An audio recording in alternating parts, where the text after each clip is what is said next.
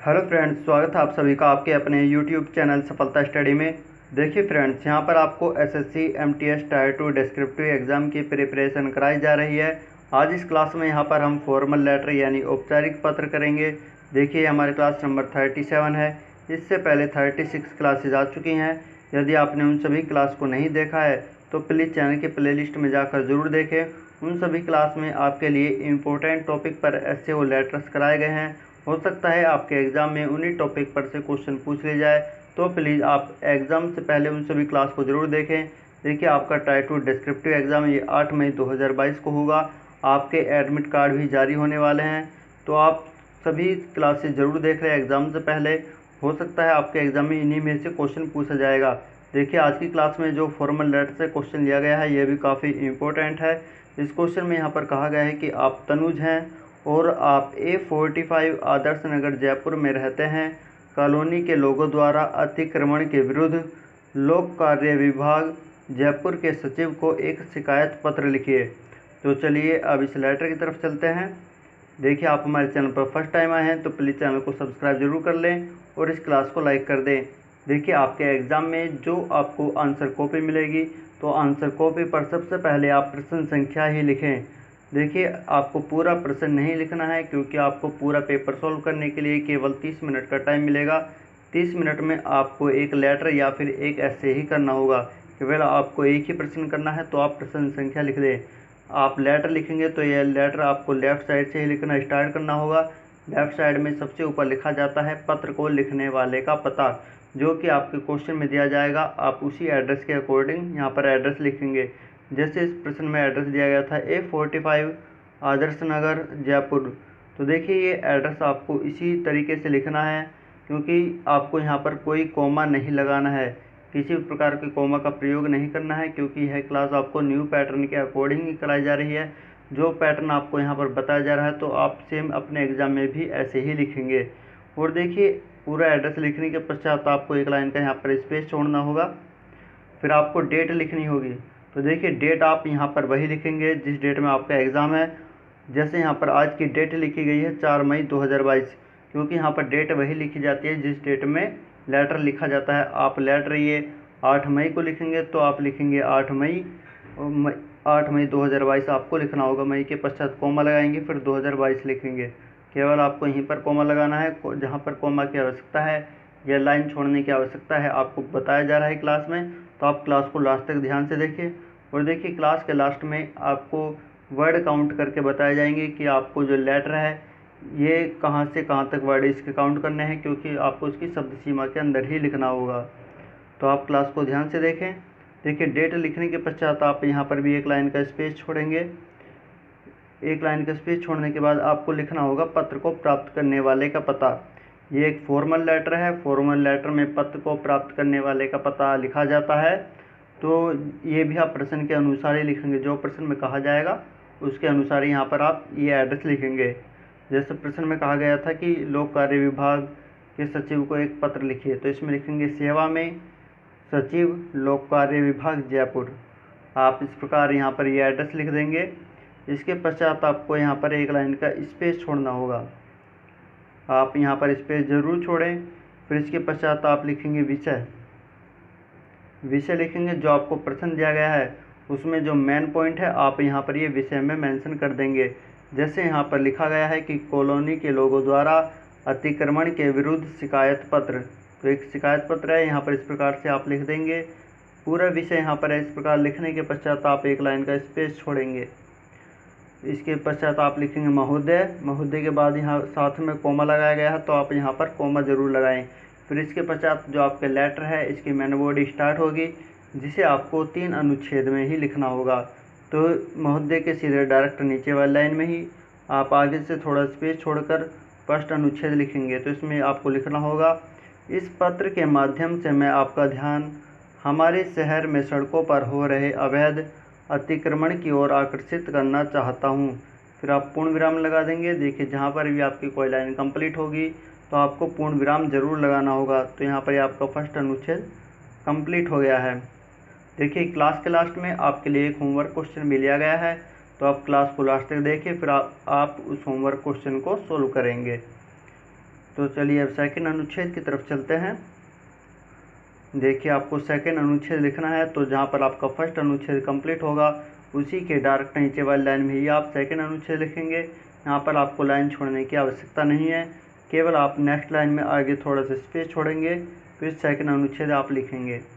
तो सेकंड अनुच्छेद में आपको लिखना होगा कि हमारी कॉलोनी के अधिकांश लोग सड़कों पर अतिक्रमण कर रहे हैं, इसके नतीजन सड़कें संकरी हो गई हैं। फुल स्टॉप लगाकर आगे लिखेंगे कि फुटपाथ अब पूरी तरह से गायब हो गया है, इसके कारण पैदल यात्रियों और साइकिल चालकों का सड़कों पर चलना बहुत ही मुश्किल हो गया है। पूर्ण विराम लगाएंगे, फिर लिखेंगे यह एक बड़ी विडंबना और दुखद बात है कि जिन लोगों ने कार पार्किंग बनाने के लिए सड़कों पर अतिक्रमण किया है उन्हें ही संकीर्ण सड़कों पर अपनी कारों को चलाना मुश्किल हो गया है। संकीर्ण का अर्थ है यहाँ पर छोटी। फिर इसमें आगे आप लिखेंगे कि चौड़ी सड़कें संकीर्ण गलियों में बदल गई हैं। यहाँ पर आप पूर्ण विराम लगा देंगे। यह आपका यहाँ पर सेकंड अनुच्छेद कंप्लीट हो गया है। देखिए आपके कोई भी क्वेश्चन हो सकते हैं लेटर को लेकर या फिर एस्से को लेकर, तो आप कमेंट बॉक्स में ज़रूर पूछें, जिनका रिप्लाई आपको शीघ्र ही किया जाएगा। तो आपके जो भी डाउट होते हैं उन्हें भी क्लियर करते चलें, जिससे फिर आपको एग्ज़ाम में कोई परेशानी ना हो। तो आप क्वेश्चन ज़रूर पूछें। तो चलिए अब नेक्स्ट चलते हैं थर्ड अनुच्छेद की तरफ। देखिए थर्ड अनुच्छेद यहाँ पर लिया गया है। तो थर्ड अनुच्छेद में भी आपको इससे पहले आपको लाइन छोड़ने की आवश्यकता नहीं है, केवल आप सेकंड अनुच्छेद के डायरेक्ट नीचे वाली लाइन में ही आगे लाइन में थोड़ा सा स्पेस छोड़कर आगे लिखेंगे कि अतः आपसे विनम्र निवेदन है कि आप इस मामले की जांच कर तुरंत कार्यवाही करें। फिर यहाँ पर फुल स्टॉप लगा दें, पूर्ण विराम। यहाँ पर आपका थर्ड अनुच्छेद कंप्लीट हो गया है। इसके पश्चात आप एक लाइन का यहाँ पर स्पेस छोड़ेंगे, फिर लिखेंगे आप धन्यवाद। धन्यवाद के पश्चात फिर एक लाइन का स्पेस छोड़ें, फिर लिखेंगे भवदीय। और भवदीय के डायरेक्ट नीचे वाली लाइन में ही लिखा जाता है पत्र को लिखने वाले का नाम। जो आपके प्रश्न में नाम दिया जाएगा आपको वही नाम यहाँ पर लिखना होगा। आपको अपना या फिर काल्पनिक नाम यहाँ पर नहीं लिखना है। जो प्रश्न में नाम दिया जाएगा आपको वही नाम यहाँ पर लिखना है। जैसे इस प्रश्न में नाम दिया गया था तनुज, तो यहाँ पर तनुज नाम लिखा गया है। तो आपको अपने एग्ज़ाम में इसी प्रकार से लिखना होगा पूरा लेटर। अब देखिए जो लेटर की जो शब्द सीमा है, वर्ड्स लिमिट है, वो 150 शब्द है। और ये 150 शब्द आपको किस प्रकार से लिखने हैं यह भी आपको बताया जाएगा। और देखिए इसमें +-10% का डिस्काउंट चलता है। यदि आप लेटर 135 शब्द से 165 शब्द तक लिख देते हैं तो आपका लेटर बिल्कुल सही माना जाएगा। लेकिन 165 से बिल्कुल भी ज़्यादा ना लिखें और ना ही 135 से कम लिखें। तो आप इस बात का खास ध्यान रखें। तो चलिए अब आपको वर्ड्स काउंट करके बताते हैं इस लेटर के। देखिए आप जो लेटर लिखेंगे तो ये आपको वर्ड्स काउंट करने हैं। तो आपको जहाँ से एड्रेस लिखा जाता है आपको यहीं से ही वर्ड्स काउंट करने हैं। और ये पूरे आपके लास्ट तक जहाँ पर पत्र को लिखने वाले का नाम लिखा जाता है वहाँ तक आपको वर्ड्स काउंट करने हैं। देखिए एड्रेस में आप वर्ड्स काउंट करेंगे। जैसे A45 आया है, इसके बीच में हाइफन बना हुआ है डैश, तो ये आप एक वर्ड काउंट करेंगे तो एक हो गया। आदर्श अलग शब्द है और नगर अलग है, आपको ये अलग अलग गिनना होगा। जैसे A45 1, आदर्श 2, नगर 3, जयपुर 4। आपके यहाँ पर 4 शब्द हो गए हैं। तो इसके पश्चात जस्ट डेट आई है 4 मई 2022, तो 4 मई ये एक साथ आएगा, फिर 2022 अलग। यहाँ पर ये आपके 2 शब्द हो गए हैं। फिर जो आपका नीचे वाला एड्रेस आएगा इसमें यहाँ पर आप जैसे सेवा में 1 2 3 4 5 6 7, यहाँ पर 7 शब्द हो गए हैं। 6 ऊपर थे और 7 यहाँ पर हो गए हैं। आप इस प्रकार से आपको सभी वर्ड्स अलग अलग काउंट करने हैं। जैसे विषय है, इसमें भी विषय को एक शब्द गिनेंगे और ये सभी आपके अलग अलग शब्द होंगे, आपको ये सभी काउंट करने हैं। इस प्रकार से आप महोदय भी गिनेंगे। और ये पूरे जितने भी शब्द आए हैं, फर्स्ट अनुच्छेद, सेकंड अनुच्छेद और थर्ड अनुच्छेद, आपको ये सभी वर्ड काउंट करने हैं। और यहाँ पर जो आया है भवदीय, धन्यवाद, फिर नीचे तरुण, आपको ये सभी काउंट करने हैं जो कि आपके 150 के आसपास ही रहेंगे। तो आप वर्ड काउंट ज़रूर करें। आपको यहाँ तक वर्ड्स काउंट करने हैं, शुरू से लेकर एड्रेस से लेकर नाम तक आपको सभी वर्ड्स काउंट करने हैं। तो आपको ये जानकारी कैसी लगी कमेंट करके ज़रूर बताएं। चलिए अब होमवर्क क्वेश्चन की तरफ चलते हैं। देखिए आज की क्लास में जो होमवर्क क्वेश्चन लिया गया है काफ़ी इम्पोर्टेंट क्वेश्चन है ये। इस क्वेश्चन में आपदा प्रबंधन विषय पर 250 शब्दों में एक निबंध लिखने के लिए कहा गया है।